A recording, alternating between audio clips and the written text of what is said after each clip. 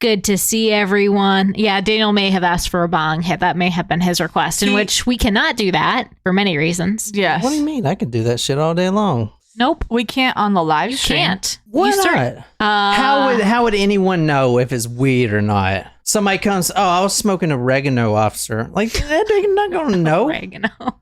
A bongo hit. That we can do. Yes, Shram. Bongo hit. Jen picked something out for you, Daniel, on your behalf. I did. So let's get started. Yes, we're so far behind, and we apologize. I have needed this shot. It's been sitting here for the last hour. It's taken a lot for me to not touch this the entire time we were going through that. Well, you know what it is. We do not. I know. I'm really excited for it. I think it's going to be really good. And I stopped to get some coffee from Lodi before, which is it's a newer chain here. And I think it'll go good in our coffee. So this is for Daniel. He said, make sure we scream Emilio. Don't scream anything, please. No, we need that. You scream Emilio. Surprise shots. Surprise shots. We don't know what they are because they're a surprise. You know where that's from? Yeah. What? Night at the Roxbury. Oh, yeah. Cheers. Emilio. Oh, stroopwafel. May I have another? Yeah. Do you want to go get a cup? Just fill this thing up, this coffee cup. It actually kind of tastes like I'm taking a shot of like maple syrup. So I know you said stroopwafel. All right. So this is a stroopwafel flavored vodka, which if you don't know what a stroopwafel is, they're little like waffle crisps with caramel in between, wafers with caramel. That you get them in Amsterdam, or I mean they sell them in America too. But you can get them at Harris Teeter right down the street. I said they sell them in America. You don't have to go to Amsterdam. They're from Amsterdam. Just go to Teats. What the fuck? Get them anywhere, and they are delicious. They're so good. My mom used to bring them home from Amsterdam for me when she went to Amsterdam. No, There's a really good... She got home and then stopped at the gas station. Oh, shit, I forgot to get my daughter something. She stops in Harris Teeter. We don't have Harris Teeter. That's right. In Stop and Boston. Shop, okay? We're doing trivia, double trivia. So Yes. Nicole's going to be doing that all day. If you're a supporter, you can win great prizes. Also, welcome, in case you didn't hear in our second episode last week, welcome to Emily. Thank you so much for joining, and welcome back, Daniel. And now we also have a TikTok. It is at TM2M Pod. All right, let me make one thing clear. I don't have a damn TikTok. You have a TikTok. Jen is manning the TikTok and the Patreon. Yes. She's on it. Are you sure? I know that's like two things. She's got it. So first you maim me for the rest of my life, and now you're going to continue to insult me. I don't know why you would expect anything else. I don't either, actually. Hey, Summer. We're going to Nigeria. Can you tell us where that is, Jen? Africa. There you go. Wait, the world is upside down. I actually did a project on Nigeria when I was in 5th grade. Do you remember anything? Tell us about it. I remember that the flag is green and white. There you go. That's Can something. someone please look that up? I kind of don't think that's the... You know what? Damn it. All right, here I we think go. if I remember correctly, it has like a kind of like a cross on it, but not like a centered cross. I think I could be wrong. I could be wrong, but I'm like 99.7% sure it's green and white. All right, we're going here, Jen. This is Nigeria right here. Can you describe this? That looks like dirt. It's dirt mixed with a lot of seawater. Very good, Jen. So this is in the middle of the ocean here. Sunday, May 26, 2013, 19 miles off the coast of Escravos in Nigeria. Natasha asked, is that where the prince who promised me a ton of money lives? Yes. Yes, it is. So we are going in the middle of the ocean. Actually, 19 miles off the coast of Escravos. Tugboat. Here, can you describe this tugboat? Oh, it's red. It has tires on it. Well, yeah, why is it? It's a tugboat. I guess those are buoys. Or like do you remember Timmy the Tugboat? rafts? Do you remember Timmy the Tugboat? Sounds familiar. It was a PBS show. I don't remember it. Well, you're older than us. It also came out like maybe more so when my sister was like just born, so maybe I was like 6, so I could have been a little old for it. Kind of like Thomas the Tank Engine Yes, faces. I do and remember they had a this. helicopter with the face on it. Okay. All right, tonight we're going to 2013, May 26th. It's a Sunday. This is 19 miles off the coast of Nigeria. That tugboat that you just saw was Timmy. Jascon-4. Timmy. You remember the Byford dolphin Yes. accident? Heck yes. Oh, yeah. So they were on an oil platform, right? So how does that oil platform get out there? These tugboats drag it out there, and every once in a while they have to kind of reposition it and pull it with these big cables to kind of get it back where they want it. Mm-hmm. So that's what this boat was doing. It was with 3 other boats. This is the press release from the company that runs these 3 tugboats that were out there. 12 crew members are missing after a Chevron contracted tugboat sank on Sunday due to rough seas off the coast of Nigeria, the ship's owner said on Tuesday. Now, this is sad, but it happens a lot. These tugboats, they flip over or they sink somehow. And if you're on a tugboat like this, you don't have access to oxygen, mask, and stuff like that. You're not even like dive qualified. You're just kind of workers, if that makes sense. These big companies like Chevron Oil and, all the big ones, Exxon, whoever dumped all that BP oil spill. They hire a crew to go out there and do these tasks. They're not divers or anything. Mm-hmm. I will say that in this part of Nigeria, especially around this big waterway right here, is prime time for oil. A lot of the oil comes from here. So they spend billions on this oil and setting up oil rigs, which is great for Nigeria, right? Because they're getting commissions and kickbacks. All right, check it out. So this is this spot right here on the map. And I'll put all these photos on talkmurder.com. We might finish this today. This is the spot where they were. So you have 3 tugboats here. And they're surrounding this mooring point, which is basically anywhere a boat could hook up to, which is the oil, what do you call it? Not the dolphin. Yeah, dolphin. Is that what they called? I think so. It was a big thing. Yeah. The big oil dolphin. And they hook up to there. So this is where the boat was. And you see it's about 20 miles off the coast here. In this body of water, occasionally there's these random ocean water swells, and it's basically a freak wave that comes in. Remember that time we were affected by a freak wave? Sure do. Holy shit! Yeah, it was like Jen quiet. lost her phone. My phone went into everything else was left behind. It threw Thank us on God the we ground. got our car keys. Oh my gosh, I that know. would have been terrible. It threw us on the ground. Yeah. Like it was so powerful. It was so silent, and then all of a sudden it was just like. But the thing that was crazy was that the tide was really far out, and we had our stuff up by the dunes. It wasn't like we just had it like in the middle of the beach. Yep. And my phone went swimming, never to be found again. Quote, heavy ocean swells capsized this tugboat while they were performing towing operations, and their job was to stabilize this oil tanker. This was, like I said, about 19 miles off the coast. 12 crew members sank with the ship.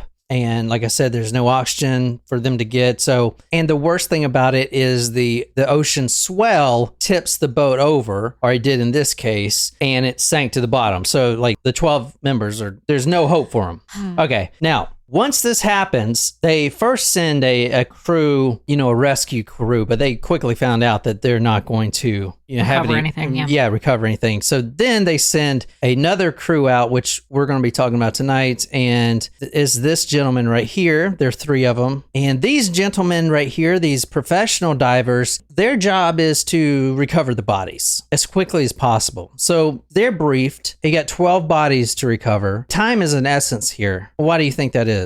I mean, there's only so long. Yeah, because It's the ocean. Well, because fish eat the flesh. Right. Yeah, fish nibble on the flesh. Yeah, exactly. And Like those pedicure fish. And they got to bury these bodies, you know. Yeah. This is the guy we're going to be talking about tonight. And there is video from this event, but this is the guy right here. And that gentleman's name from left to right was Andre Erasmus, Nico Van Herden, which is the guy we're talking about, who we're going to actually see video from tonight, and Daryl Ostrusen. Are they Dutch? Mm-hmm. Yeah, exactly. Well, Jen, your shot was perfectly picked then. Winning. They get called in for the unfortunate task of finding 12 bodies. And think about it. Okay, not only has a ship sunk and you have to fish out 12 bodies, but it's also upside down. But the ship actually is 100 feet down in the water. It's on the ocean floor because it's right by the coast, so it's not that far. 100 feet down. and it's flipped over. Okay. As a diver, and I've never been diving before, but you do have a flashlight, but it doesn't really provide that much because there's like plankton and when the ship hits the ground, it throws up all this dirt, this ocean floor, and it stays there for weeks probably. As you'll see in the video, the visibility is terrible. So basically, they come in and it's like, all right, this is a very dangerous mission. The layout of the ship is pretty well mapped out as a tugboat, but guess what? It's upside down. And as you'll see in some of the videos, there's cabins, there's doors. There's a lot of ways that one could get stuck. That's scary. I know, right? In these tight... Oh, God, I'm starting to get some anxiety here. Very tight passageways, you could John Jones it. Is that the one from the Nutty Putty Cave? Yeah. Oh my God. that case today really gives me the heebie-jeebies. See, that's one when I was away. I was on Martha's Vineyard. Oh God, you missed the Nutty Putty Cave? You missed it? I was like streaming it. I was literally walking down the streets on Martha's Vineyard and I was like typing and trying to watch it, but then I couldn't like stay for the whole anytime thing. I hear people do like cave stuff. It's called spelunking. Yeah. No. No, that doesn't sound like fun to me. So I definitely recommend that episode. He was stuck face down in a cave for how many hours? It's a very difficult mission for these men. Let's just say this. It's dark. They don't know the layout. They could easily get confused. There's cabins, there's doors, there's passageways. Plus the ship is crumpled up at the bottom. There is a lot of ways that this could go very wrong very quick. I mean, think about it. You go into a little cabin, which takes hours to open the door. These are big steel doors. Hours to get them open. And they're underwater. So there's already the amount of pressure from the water going against the doors. Exactly. So you're also on a time limit there. And let's say the door shuts behind you. Oh, and no. You know it takes 3 hours to get it open. And let's say even worse, that your oxygen tube gets snagged on something and pops out. You're done, son. Yikes. I don't like these kinds of cases. Plus the fact that your job here is to pull out 12 bodies. Oh. And I was reading about how some of these guys do it. It is kind of dark down there, as you'll see. And there's 3 guys that go down. Up on the Dolphin, there's the commander of these 3. And he has live video feed and live microphone feed from each diver. If they get confused or something, this guy up on the shore, he has the layout and he tries to guide them the best he can. Okay. But like I said, something could happen and things could go wrong real quick. But when you're down there and you have to fish out these bodies, this is not the first time they did this, but it's almost like you hold your hands out like it's pitch black. And then as a dead body is floating in the water, not floating, but it's suspended in the water, the first thing you'll touch is a hand or a foot. You see if they're fingers, and then you're like, okay, it's a corpse. You drag the corpse out, which floats pretty easily. And then you're off to the next one. So that's their job. Sucks. Sucks, right? I have a lot of anxiety. Yeah, this is This is just, I don't know why I automatically think of Titanic. Don't let go, Jack. All right. I don't like those kinds of movies. I'm thinking Poseidon is what they're referring to on the live chat, and then The Perfect Storm was one that actually like really stuck with me growing up. I didn't watch that movie because I don't like doomsday movies. Perfect Storm was not a doomsday movie based on a true story. Oh, never mind. I still didn't see it. Yeah. But what am I thinking of? Oh, Day After Tomorrow. That's what I'm thinking of. Oh, yeah. I don't like doomsday movies. I don't like, what other movies don't I like? Oh, movies about like, well, I mean, I'm trying to be better about horror films, but like, I don't like the demon ones. Yeah. I don't like the modern day stuff. I'm trying to be better about them. What do you mean better? Like, you don't have to like them. I know, but I want to like them. I want to be able to enjoy them, but they're scary. You know, last night I was in my house and I'm hoping it was just like a light, but I swear I saw something moving in my kitchen, like go past, like the wall was here and I was sitting on my couch like here and I saw something go past here. It was like a kind of yellowish color. So I'm hoping it was a headlight, but I don't know. It was really kind of spooky. I'm also hoping it was a headlight, and probably it was a headlight. But like, well, you know what it could be, and this is like naturally how light works. It's kind of kind of a thing with light. But if you have like, I don't know, a headlight coming by and then it could actually reflect off something, like let's say a guy is holding an axe walking through your house, and you know the shiny side of an axe, it can reflect the light. Yeah, there you go. There you go. That's probably what it was. But there was no sound, like it wasn't, and it was like in the air. It wasn't like there were no footsteps or anything. But my house is set so far back that I don't like headlights don't come up there unless someone's pulling into my driveway. But there wasn't. Well, he would probably just walk, I would imagine. There were no footsteps. Yeah. All right, check this out. This is kind of the video of what you would see if you're pulling out a body in the water. This is what they're going through. Remember that time you saw that body on the beach? Yeah. I put it there. Stop. So this is what you're seeing right here, right? All right. So you can't see anything here. No. Yeah, the light is shining, but look at it. You just see like it's like particles. Yeah. It's everywhere. reflecting back. So looking at this right now, and you do have constant communication from the commander upstairs, but looking at that video, you can't see anything. So how do you find a body? You gotta like feel for it. You got to feel for it. Oh no, I don't like that. Well, Jim, what do you like here? Pizza and beer. Now we're following this diver named Van Herden. We have his video. That was his video that you just saw. I'll put that on talkmore.com. 3 hours goes by because it takes 3 hours just to open the front door because of the pressure. He gets into the main cabin and he finds a body. It's a corpse. Okay. He finds another one. It's a corpse. What the fuck? I'm waiting for it. Like I'm waiting for you to say that there's someone that's alive that grabs him. Yeah, I know. Sorry. That would be a crazy ass story. And something deep from the dark comes in and pulls him, and he's struggling, and he can't get loose. And then the door shuts on him, and then he gets stuck underwater, and they pull the thing outside of his mouth so he can't breathe. And then he becomes a corpse. He actually becomes the next creature that pulls the person that tries to pull him in. Now there's your horror movie. Hours go by. Van Herden, he finds the first corpse. He finds the second corpse. And then something happens that... Let's just watch the video. All right, how you doing, Nick? Just talk to me and I'll help you, eh? Okay, so have you come into the next deck? Onto the main deck? I'm onto the main deck, yeah. All right, so you should be walking on the ceiling, yeah? Yeah, Okay. what's this? What's that? Oh my god! Here's the still image of what happened. This diver is looking for hands and appendages to find a corpse, and this is what came out at him. Oh my god.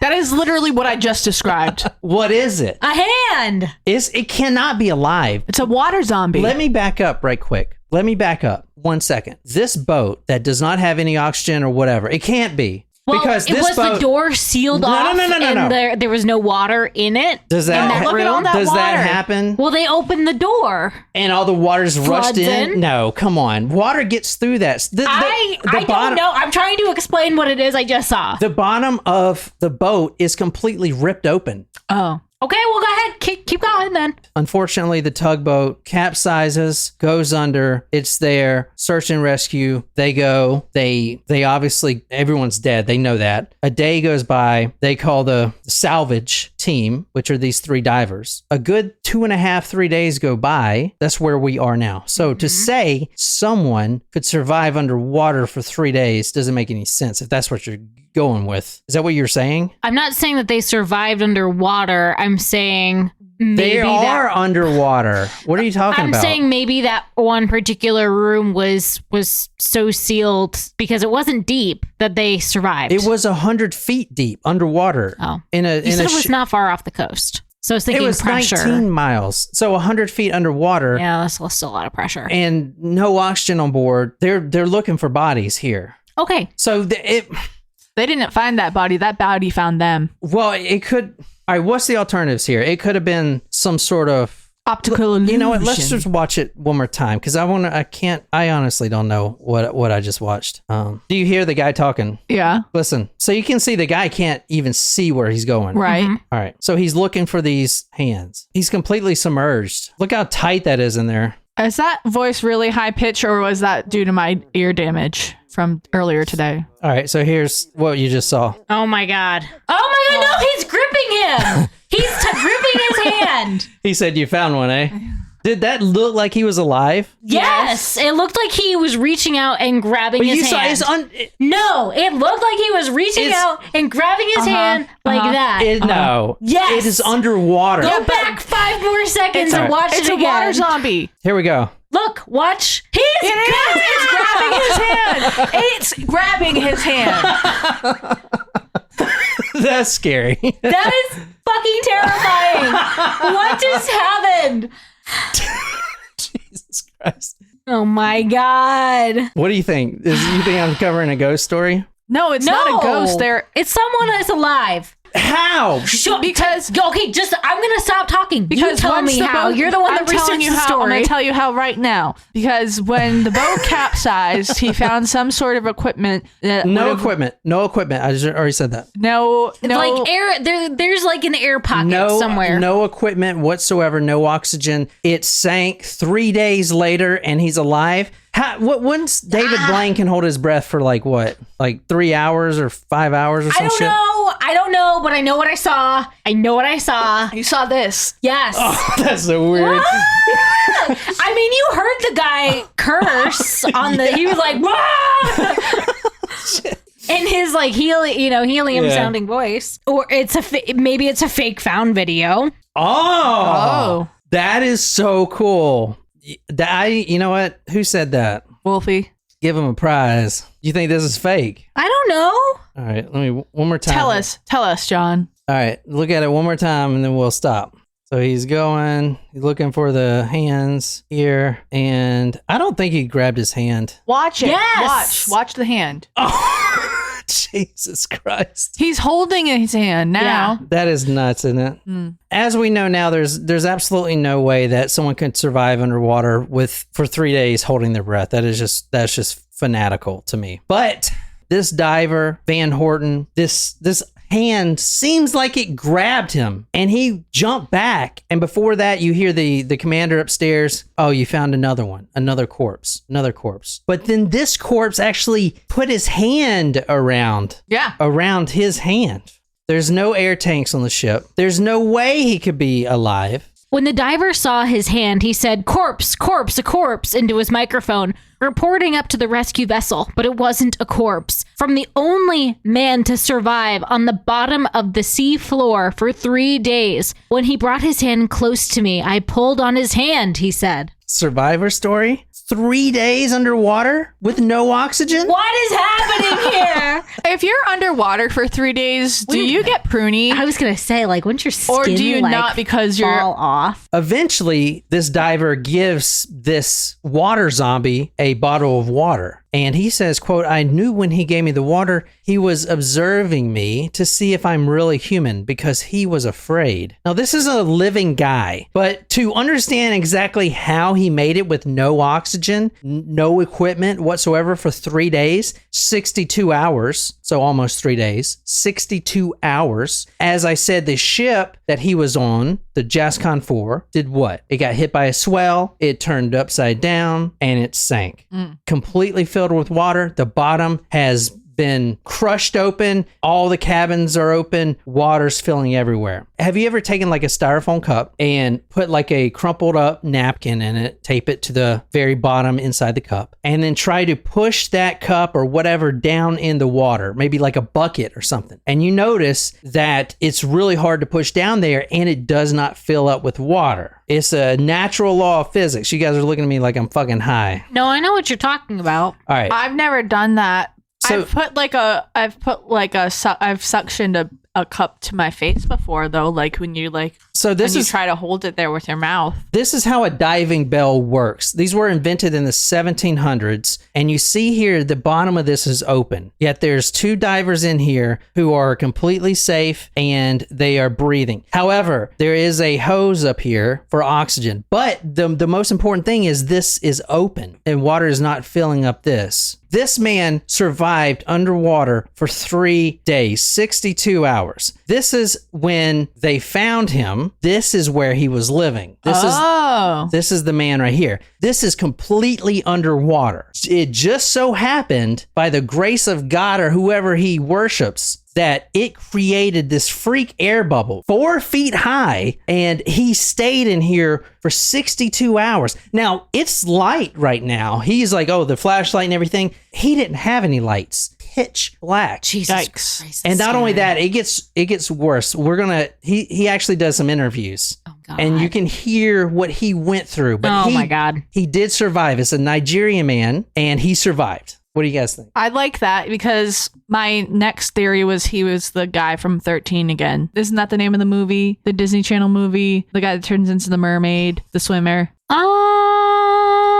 I know what you're talking the about. name of it. It's almost an impossibility that he survived. It's actually theoretically impossible. Air is made of what? Oxygen, 20% and 78% nitrogen and like 2% of other shit, right? Mm-hmm. So going back to this photo right here, and I don't want to make this a damn science lesson, but look at this photo. Where he's at is a tiny air pocket 4 feet high. Okay, so how much oxygen is in here? This is 4 feet high or less. Not a lot. Not only that, but there's only 20% of oxygen compared to nitrogen, and he needs oxygen to breathe. So you take that space he's living in and then divide it by 80 or whatever, because there's only 20% oxygen. Right. That's all he's got, right? Right. So and then you breathe out carbon. Exactly. So the boat turns over. It created this makeshift diving bell, completely random like, and it filled with this little oxygen pocket. When he's in this little diving oxygen bubble for 62 hours is an impossibility because you breathe in oxygen and then you exhale carbon dioxide. Mm-hmm. And once you run out of oxygen, you asphyxiate.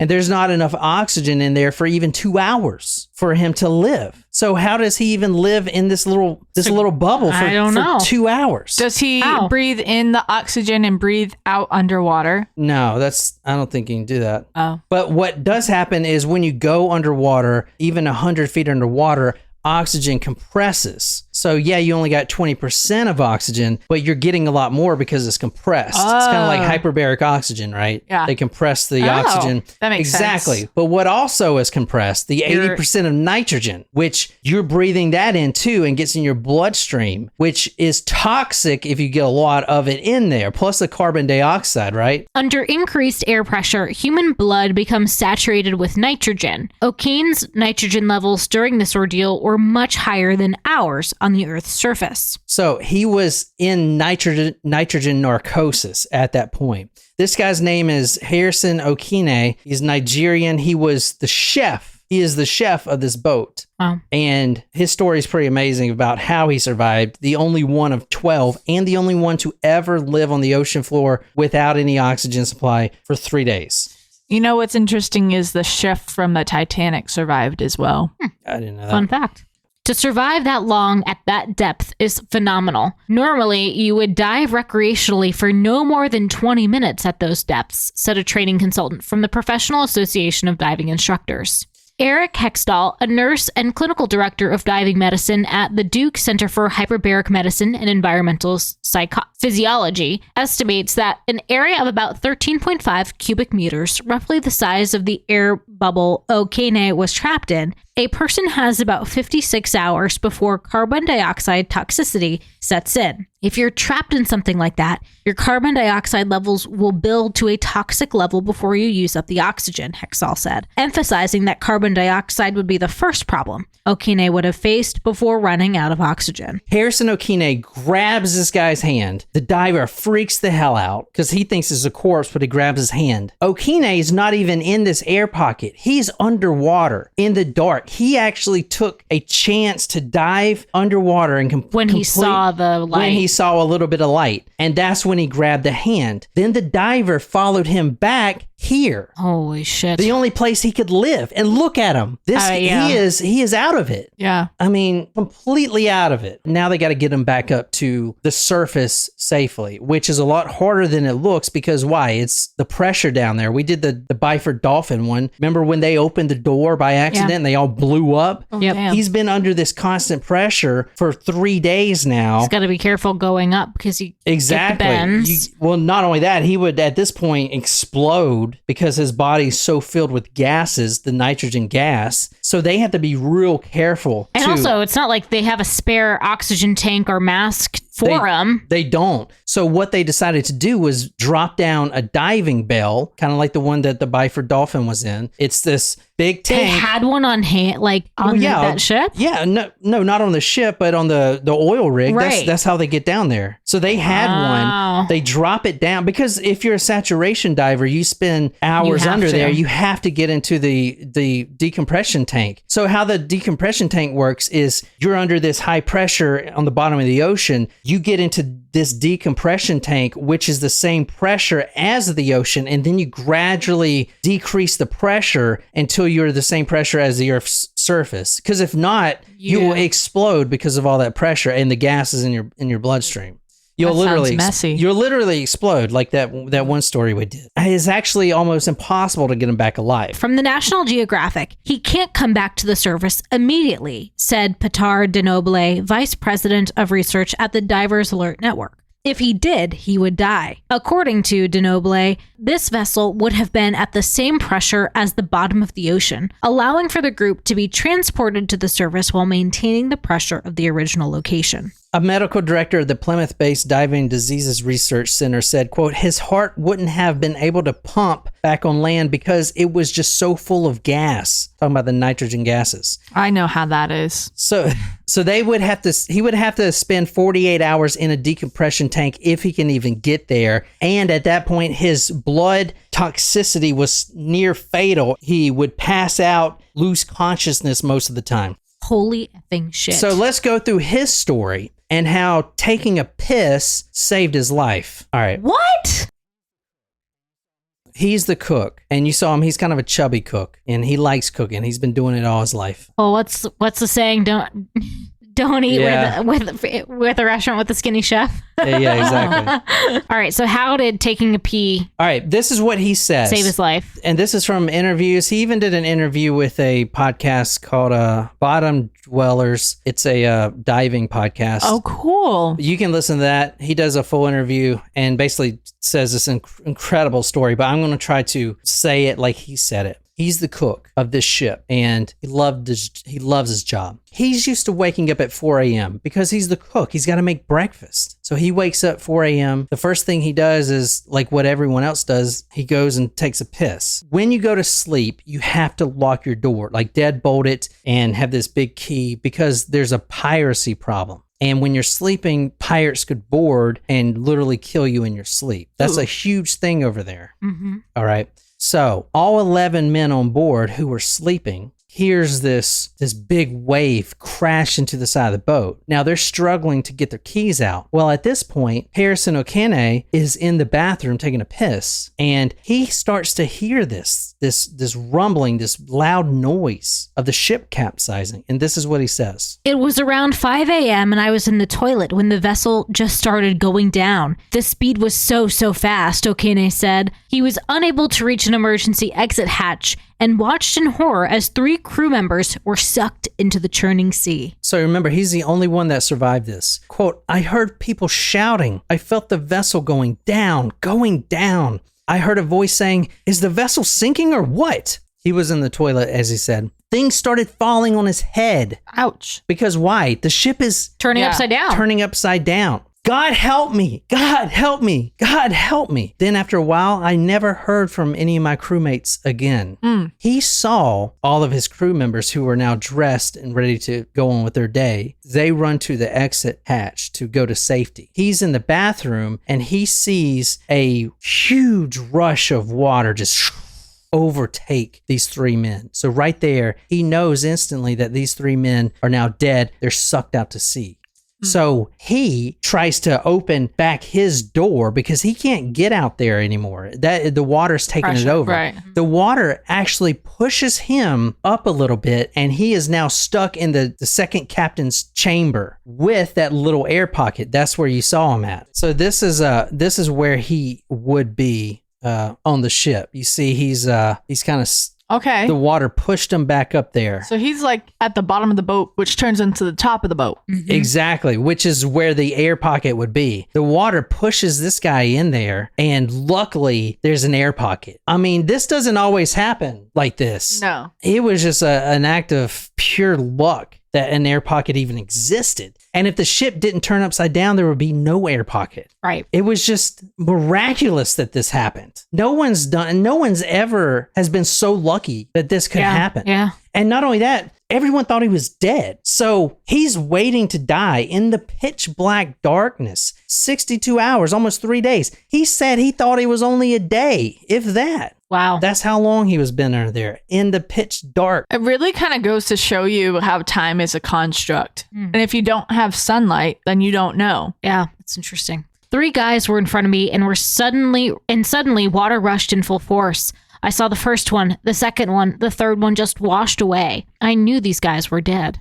The vessel started swinging violently left, right. He's hitting his head. Things are falling. The ship's turning upside down. Wow, wow, wow. It is now pitch black. It is now dark because all the lights go out. Right. All the electricity's gone. It is dark. I mean, you can't even see underwater with the damn lights I know. hardly. So imagine what he's seeing. Before he knows what's happening, he's in that little bubble. And that was just because the water had put him there. All around me was just black and noisy. I was crying and calling on Jesus to rescue me. I prayed so hard.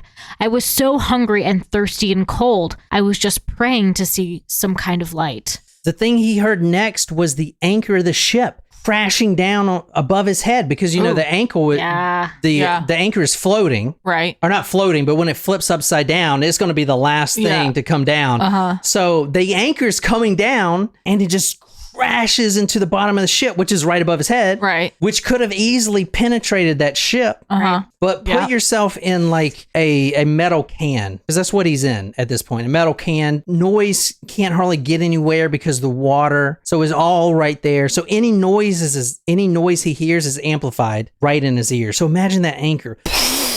That would blow your ears straight out. Yeah. I mean, that would have been so scary. One thing he did do was find some coveralls, ripped them up, and then tied the coveralls to where he was in the ship's cabin. So he could, if he needed to go out to get food, for instance, because he needs food, which he actually goes and does that, and he can't see anything. He needs to guide his way back. Okay. Because he does leave multiple times, 3 times with him pulling the guy's hand, 3 times, diving in pitch black, you know, and then if you get stuck, like, how are you going to get back? You don't know your directions. I mean, isn't that brilliant? Nuts? Brilliant, though. Think of it. Yeah.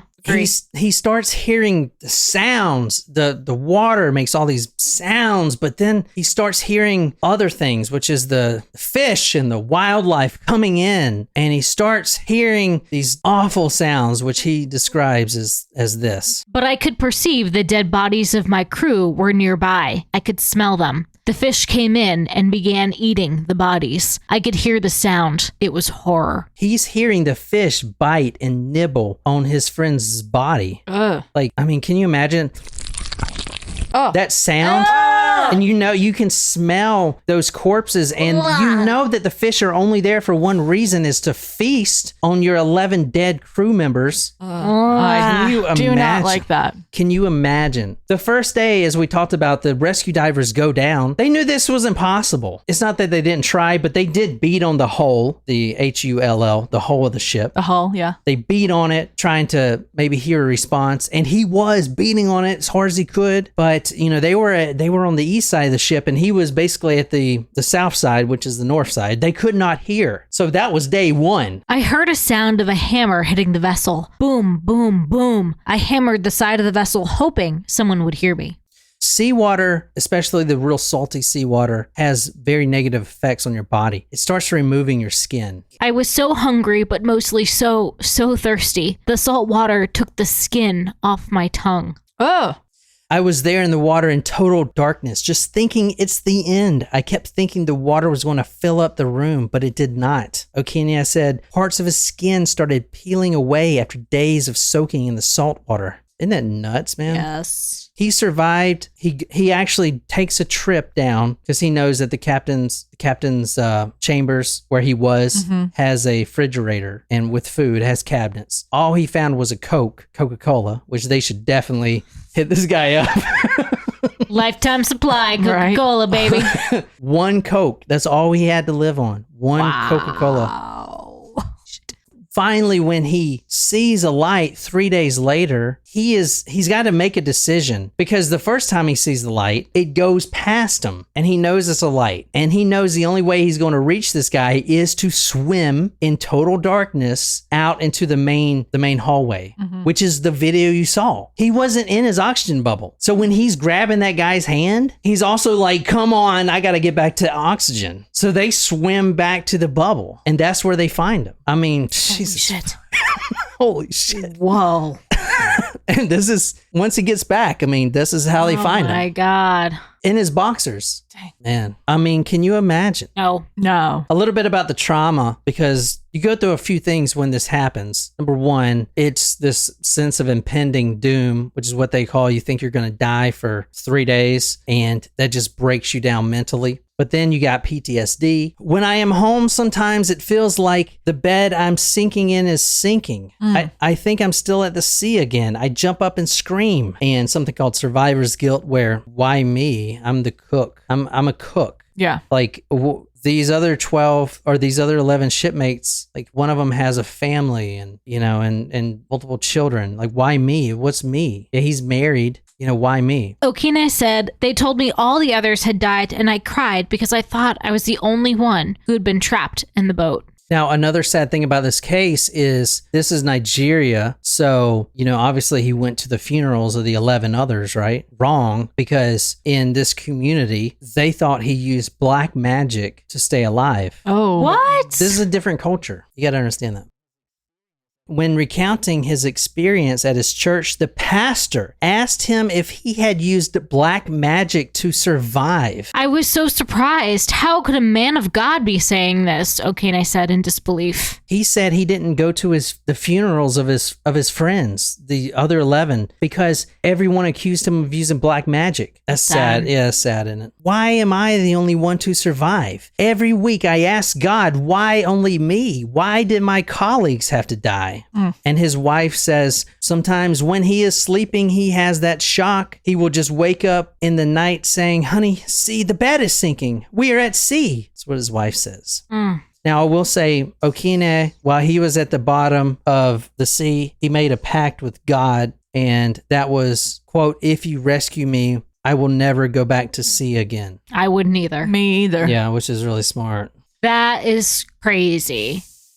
Absolutely nuts. Yeah. He was going to make a pact with God never to go near the sea again, but he's now a commercial diver. He got his diving license. And the guy that found him is the one that presented him his diving certificate. That's so nice. And wow. A lot of people would think, oh, well, you made a pact with God. I think it's him trying to overcome Yeah. that fear. And he's, I would see it as he's trying to, Pay back. yeah, like he was rescued in that means, and he Yeah. could, He's you like know, paying save it somebody forward. else's life. Yeah. So this is him getting his diving, or on his last day of his diving school right Oh, here. that's so heartwarming. Wow. So I think it's a good thing, man. In this story, 11 people died, unfortunately. Yeah. But the characters we're talking about lived, and No one was murdered. Yeah, exactly. I thought it'd be kind of heartwarming. You know, Yeah. we did the Bath School disaster. That was a great story. I mean, terrible, but great story. Yeah. I hope you guys like that. I don't know. Wow, that video, like that's the crazy thing, Yeah. is to see the video of that in the diver's reaction. Like Yeah. to me, that makes the whole Yeah, right. thing. Because you didn't know No, the diver. he probably peed himself a little bit. I mean, you saw him jump back. Like, Yeah, what the I know. I know. And then he's like, doesn't know if he's even human. Oh my god. That's I mean, just it's crazy. completely underwater. How is this guy alive? That's just crazy. Even if he had an oxygen tank, he was underwater for 3 days. Right. There's the oxygen would freaking deplete. Jesus, There's no way he could survive. Right. No effing way. it's crazy. A little oxygen bubble, which was on the verge of being depleted. Remember, the woman, Yep. the professor that you read from said maybe 56 hours before full unconsciousness and toxicity kicks in and you're dead with the compression of the air, maybe 56 hours. I mean, and that's not if you're panicking. I've been in a situation before where I was upside down in overseas, and a lot of my colleagues started panicking. and you start breathing heavy, and that's not what you want to do. You know what I'm saying? But when someone else starts doing it, you start doing it too. Yeah, which sucks. But anyway, when he did the interview with the diving podcast, he was actually on the barge getting ready to dive. Wow. Yeah. That's wild. So he's commercial diver and, still alive. He holds a couple titles, number one being the only man who ever has lived on the ocean floor without any oxygen assistance for that long, That's crazy. I mean, imagine what his wife, this was 3 days later. His wife is already grieving. Yeah. Thinking he's dead. Thinking he's dead. It's and crazy. imagine him, when he was doing the interview, he didn't know about the decompression tank. So they're like, wait, I got to spend 48 hours in a decompression tank? Why can't I see my wife right now? Right. So they had to tell him about the oxygen and the nitrogen in his blood and stuff like that. So he has to wait another 48 hours in this tank before he can even get to shore. That must have felt like torturous, Yeah. I mean, really. What a crazy story. I found that and I was like, you gotta be kidding me. This is nuts. Yeah. So that's all I got. Hope you guys enjoyed it, and we'll be back at when? 5 o'clock. 5 o'clock. 5 o'clock. It's 5 o'clock somewhere. All right. So until next time, good night, you lovely, lovely people.